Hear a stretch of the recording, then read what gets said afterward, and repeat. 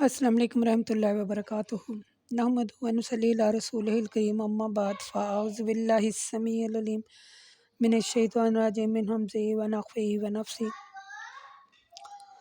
Rabbi इश्रह ली सदरी व यस्सिर ली अमरी वहलुल उक़दतम मिन लिसानी यफ़क़हू क़ौली। आज हम सूरह तहरीम पढ़ेंगे। बिस्मिल्लाहिर्रहमानिर्रहीम। या अय्युहन नबी, ए नबी, यानी जैसे वो पिछली वाली सूरत थी। ए नबी, जो चीज़ अल्लाह ने आपके लिए हलाल कर दी है, आप उसे कसम खाकर क्यों अपने ऊपर हराम करते हैं? क्या आप अपनी बीवियों की खुशनुदी चाहते हैं? और ए नबी, वल्लाहु गफूरुर रहीम, ठीक है। कद फ़रज़ल्लाहु लकुम तहिल्लात ईमानकुम वल्लाहु मौलाकुम व हुवल अलीमुल हकीम। अल्लाह ने तुम लोगों के लिए तुम्हारी कसमों के तोड़ने का कुफारा मुकर्रर कर दिया है, लिहाजा ए नबी आप भी अपनी कसम तोड़कर कुफारा अदा कीजिए और अल्लाह की हलाल करदा चीज़ों को अपने लिए हलाल ही रहने दीजिए और इस बात को ज़हन नशीन रखिए कि अल्लाह तुम सब का कारसाज है और वही इल्म वाला है और हिकमत वाला है। और जब नबी ने अपनी बीवियों में से किसी बीवी से चुपके से एक बात कही तो उन्होंने उसे छुपाया नहीं बल्कि ज़ाहिर कर दिया। जब उन्होंने ज़ाहिर कर दिया तो अल्लाह ताला ने अपने नबी को इस यानी राज को अफशा की इतला दे दी। तो नबी ने इस राज की बाज़ बातों को इन्हें बता दिया और बाज़ बातों से एराज़ किया। जब नबी ने इन बीवियों को इस बात से आगाह किया तो वो हैरान होकर पूछने लगी, आपको ये बात किसने बताई कि ये मैंने ज़ाहिर कर दिया है? मैं नबी ने कहा, मुझे यानी जो इल्म और यहाँ इल्म और यानी कि ख़बीर लफ्ज़ इस्तेमाल करेंगे। उन्होंने कहा कि जो इल्म वाला है और ख़बीर है उसने मुझे ये बात बताई है। ए नबी की बीवियों, अगर तुम दोनों अल्लाह से तौबा करो तो ये तुम्हारे हक़ में बेहतर है। तुम्हारे दिल से गलत बात की तरफ माइल हो गए थे और अगर तुम नबी के मुकाबले में एक दूसरे की मदद करोगी तो अल्लाह, जिब्राईल और तमाम साले मोमिनीन इसके मददगार हैं। और यही नहीं बल्कि इनके अलावा तमाम फरिश्ते भी वल मलाइकातु बाद ज़ालिका ज़हीरा, और तमाम फरिश्ते भी इसके मददगार होंगे। ठीक है, मज़ा आ रहा है ना पढ़ के? कितना प्यारा तर्जुमा और कितनी प्यारी सूरत है। इसका मैं आपको शान नुज़ूल बताती हूँ कि ये आयत कब नाज़िल हुई थी।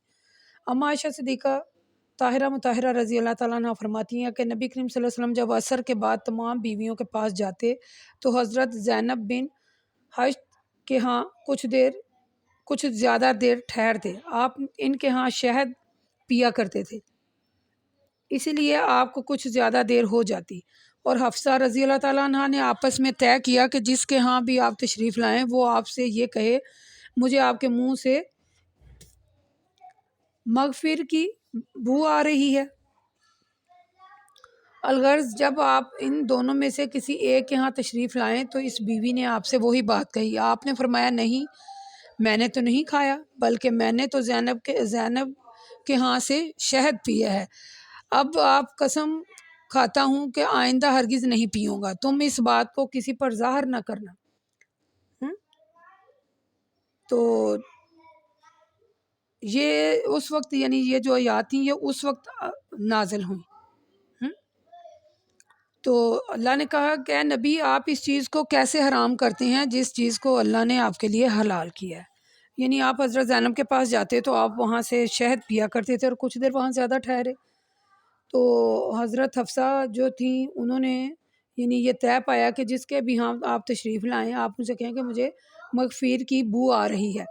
ठीक है, तो उन्होंने ऐसे किया। यानी शान नुज़ूल से ये मालूम होता है कि अल्लाह के रसूल हज़रत ज़ैनब के यहाँ शहद पीने के लिए कुछ ज़्यादा देर ठहरते थे।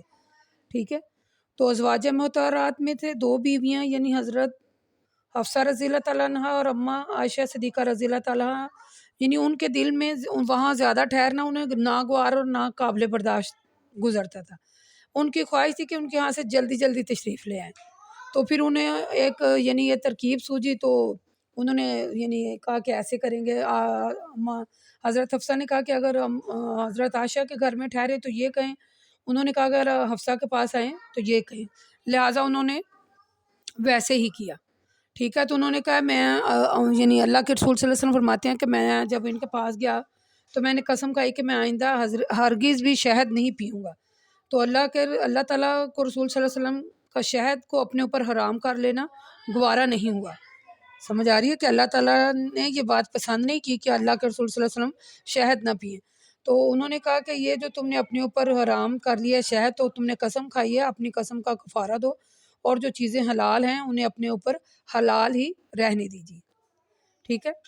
تو پھر اس کے بعد یعنی کہ اللہ کے رسول صلی اللہ علیہ وسلم جو تھے انہوں نے ایسا ہی کیا.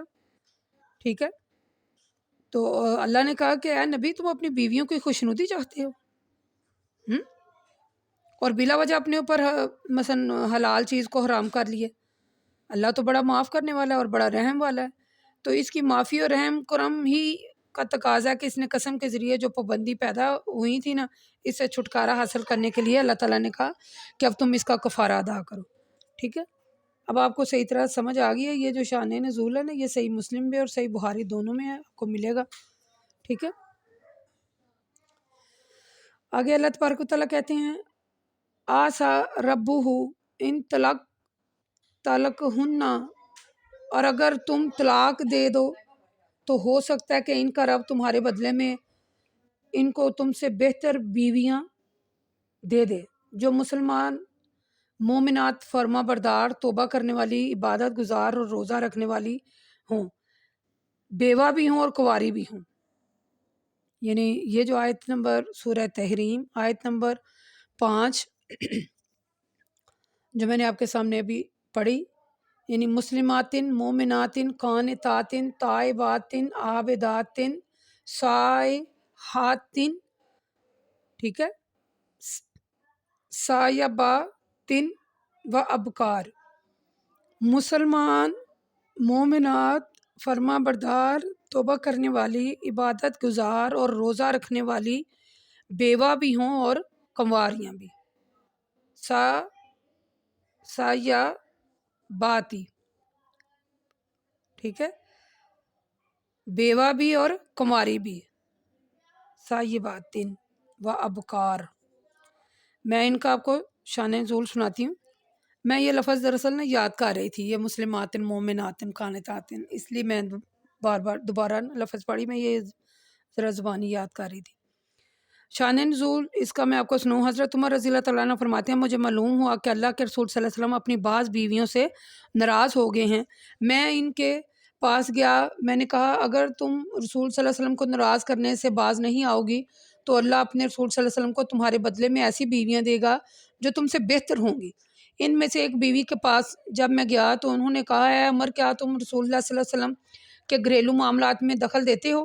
کیا آپ اپنی بیویوں کو نصیحت نہیں کر سکتے کہ تم ان کو نصیحت کر رہے ہو؟ اس موقع پر یہ آیات جو ہیں وہ نازل ہوئی. ٹھیک ہے. یعنی اللہ تعالیٰ نے فرمایا کہ اے نبی کی بیویوں, اگر نبی صلی اللہ علیہ وسلم تم کو طلاق دے دیں تو ہو سکتا ہے کہ ان کا رب تمہارے بدلے میں ان کو بہتر بیویاں عطا کرے جو مسلمان ہوں, مومنات ہوں, فرما بردار ہوں, عبادت کرنے والی ہوں, روزہ رکھنے والی ہوں, بیوہ ہوں یا کنواریاں. ٹھیک ہے.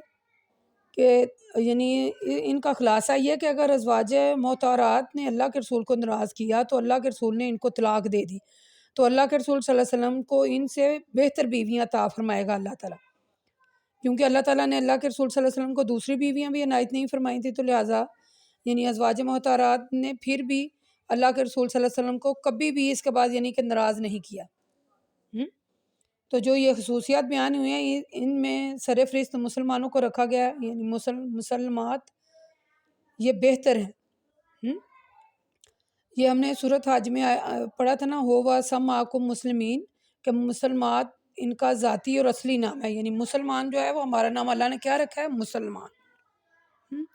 یا ایھا الذین آمنوا قوا انفسکم واہلیکم نارا وقودھا الناس والحجارۃ علیہا ملائکۃ, اے ایمان والو اپنوں کو اور اپنے اہل و عیال کو دوزخ کی آگ سے بچاؤ جس کا ایندھن انسان اور پتھر ہیں. اس پر ایسے فرشتے مقرر ہیں جو بڑی سخت مزاج ہیں۔ اللہ جو حکم ان کو دے دیتا ہے وہ اس کی تکمیل کرتے ہیں، اور کبھی اللہ کی نافرمانی نہیں کرتے بلکہ وہی کرتے ہیں جس کا ان کو حکم ملا ہے۔ یا ایھا الذین کفروا، اور اے رسول جب قیامت کا دن ہوگا تو اس دن اللہ کافروں سے فرمائے گا لا تعذروا الیوم انما تجزون ما کنتم تعلمون، اے کافرو آج بہانے نہ بناؤ، جو عمل تم کرتے رہے ہو دنیا میں آج تمہیں اسی کا بدلہ ملے گا۔ ٹھیک ہے، یعنی اس آیت میں اللہ تبارک و تعالیٰ نے ایمان والوں پر فرض کیا کہ وہ اپنے آپ کو بھی دوزخ سے بچائیں اور اپنے اہل و یال کو بھی بچائیں، یعنی خود بھی نیک کام کریں، اپنے اہل و یال کو بھی نیک کام کرنے کا حکم دیں۔ ٹھیک ہے، یعنی ایمان والوں کے لیے صرف یہی کافی نہیں ہے کہ خود صالح بن جائیں اور اہل ایمان کی فکر ہی نہ کریں، جو کچھ چاہے کرتے رہیں۔ ایمان والوں کو ان کے بدعمالیوں کی پرواہ نہ ہو۔ اگر ایمان والے اپنے آپ کو صالح بنا کر ایک فرض یعنی ان کا وہ سبق دوش ہو جاتے ہیں کہ جی ہم تو صالح ہیں نا، تو وہ یہ نہ سمجھے کہ ان کی ذمہ داری ختم ہو گیا، بلکہ ان پر ایک اور ذمہ داری بھی ڈالی گئی ہے کہ وہ اپنے اہل و یال کی بھی اصلاح اور تربیت کریں۔ ٹھیک ہے، اگر وہ اہل و یال کی اصلاح نہیں کرتے تو وہ اس دوسرے فرض سے تو مثلا انجان ہو گئے نا۔ سمجھ آ گئی؟ اللہ کے رسول صلی اللہ علیہ وسلم فرماتے ہیں خبردار ہو جاؤ، تم میں سے ہر شخص حکمران ہے اور ہر شخص کو پوچھ گچھ ہوگی کہ تم نے اپنے اہل و یال کے بارے میں کیا کیا۔ تو پھر آگے اللہ تعالیٰ کہتے ہیں جب قیامت کا دن ہوگا تو اس دن کافروں سے فرمایا جائے گا کہ آج بہانے نہ بناؤ، جو کچھ تم کرتے رہو نا یہ تم اسی کا بدلہ پاؤ گے۔ وہ ایک حدیث ہے نا صحیح مسلم کی کہ حضرت ابو ہریرہ رضی اللہ تعالیٰ عنہ فرماتے ہیں ہم نبی کریم صلی اللہ علیہ وسلم کے ساتھ بیٹھے ہوئے تھے، اتنے میں ایک زوردار آواز آئی۔ نبی کریم صلی اللہ علیہ وسلم نے فرمایا کیا تم جانتے ہو یہ آواز کیسی ہے؟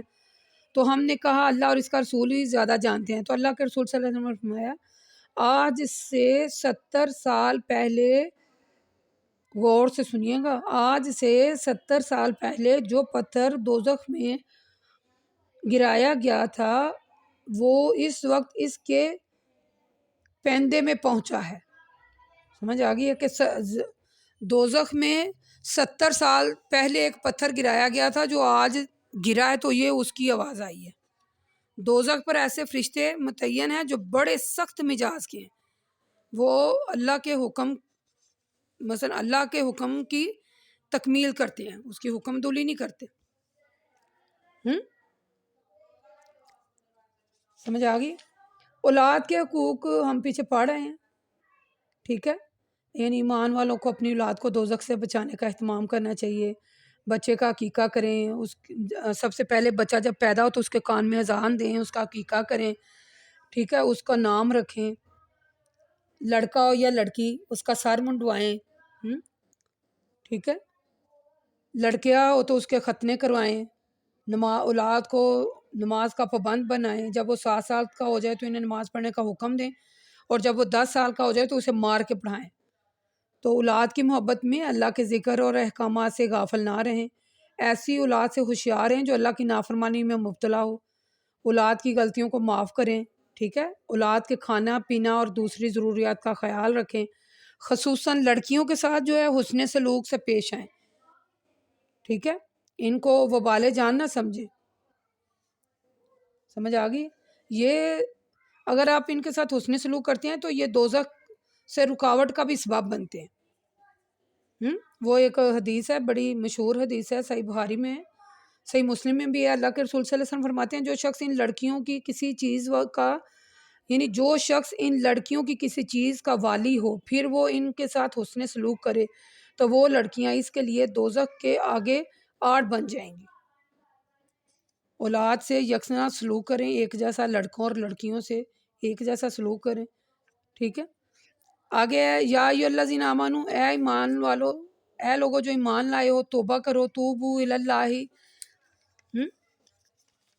آگے اللہ تبارک و تعالیٰ کہتے ہیں اے ایمان والو اللہ سے خالص دل سے توبہ کرو کہ تمہارا رب تمہاری برائیوں کو دور کر دے، اور تم قیامت کے دن ایسی جنتوں میں داخل کیے جاؤ گے جس کے نیچے نہریں بہہ رہی ہیں۔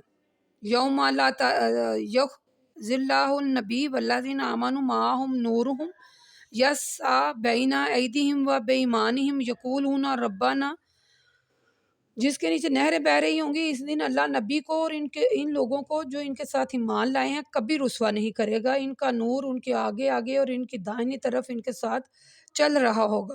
وہ اسی طرح دعا کر رہے ہوں گے، اے ہمارے رب ہمارے لیے ہمارے نور کو کامل کر دے اور ہماری مغفرت فرما، بے شک اللہ ہر چیز پر قادر ہے۔